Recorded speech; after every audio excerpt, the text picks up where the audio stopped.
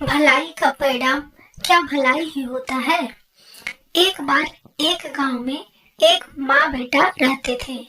वह अत्यंत ही गरीब थे, जिस कारण उन्हें बहुत ही कष्ट का सामना करना पड़ता था।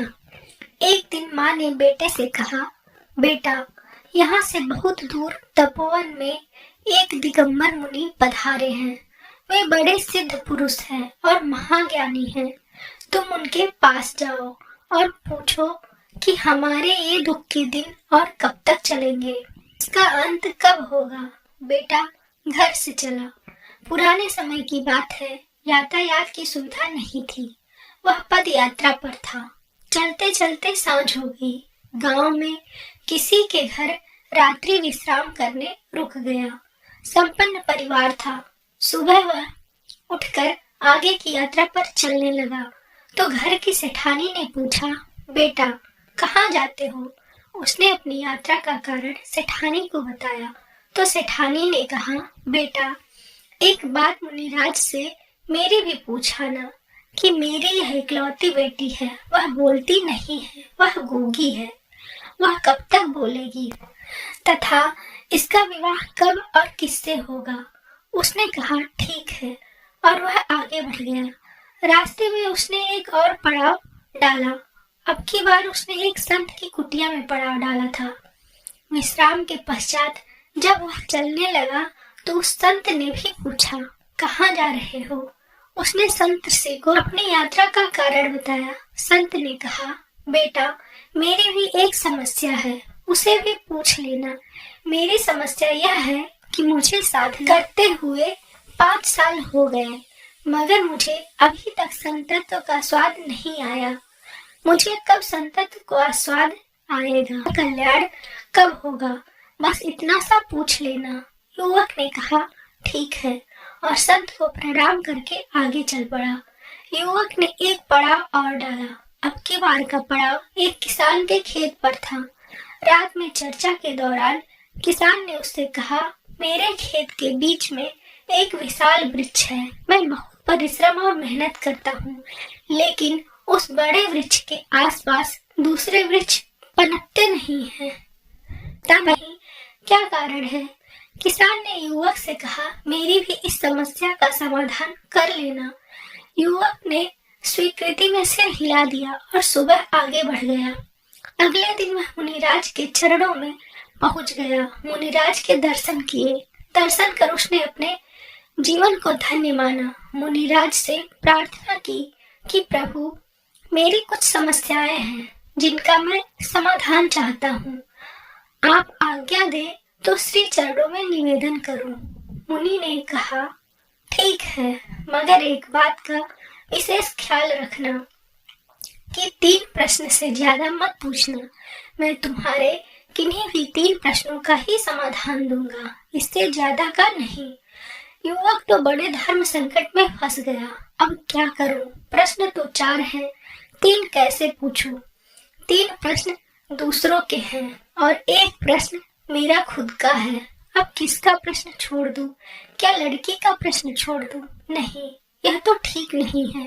यह उसकी जिंदगी का सवाल है। तो क्या महात्मा के प्रश्न को छोड़ दूं? यह भी नहीं हो सकता। किसान का प्रश्न छोड़ दूं? नहीं, यह भी ठीक नहीं है। बेचारा खून पसीना एक करता है, तब भी उसे कुछ भी नहीं मिलता है। अंत में काफी उहापोह के बाद उसने तय किया कि वह खुद का प्रश्न नहीं पूछेगा। उसने अपना प्रश्न छोड़ दिया और शेष 3 प्रश्नों का समाधान लिया और वापस अपने घर की ओर चल दिया।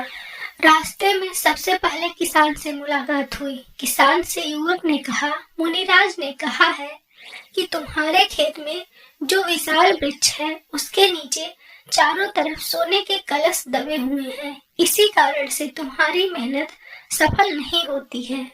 किसान ने वहां खोदा तो सचमुच सोने के कलश निकले।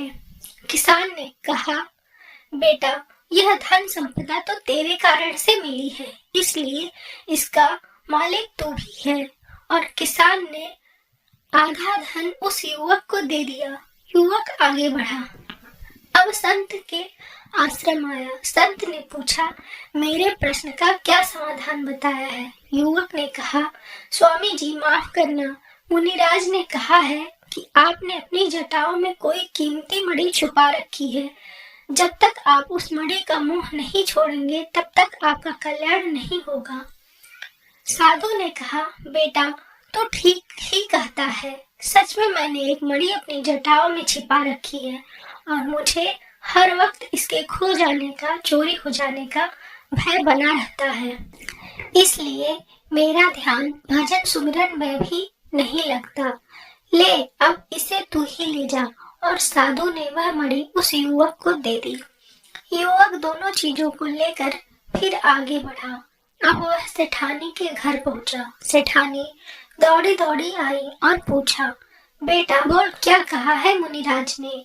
युवक ने कहा कि माँ जी, मुनि जी ने कहा है कि तुम्हारी बेटी जिसको देखकर ही बोल पड़ेगी वही इसका पति होगा।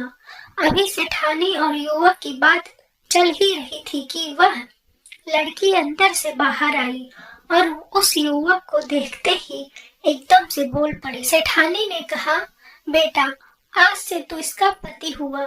मुनिराज की वाणी सच हुई और उसने अपनी बेटी का विवाह उस युवक से कर दिया। अब वह युवक धन, मणि और कन्या को साथ लेकर अपने घर पहुंचा। माँ ने पूछा, बेटा तू आ गया? क्या कहा है मुनिश्री ने? कब हमें इन दुखों से मुक्ति मिलेगी? बेटा ने कहा, माँ मुक्ति मिलेगी नहीं, मुक्ति मिल गई। मुनिराज के दर्शन कर मैं धन्य हो गया। उनके तो दर्शन मात्र से ही जीवन के दुख, पीड़ाएं और दर्द खो जाते हैं। माँ ने पूछा, तो क्या मुनिराज ने हमारी समस्याओं का समाधान कर दिया है? बेटे ने कहा, हाँ माँ, मैंने तो अपनी समस्या उनसे पूछी ही नहीं और समाधान भी हो गया। माँ ने पूछा, वो कैसे?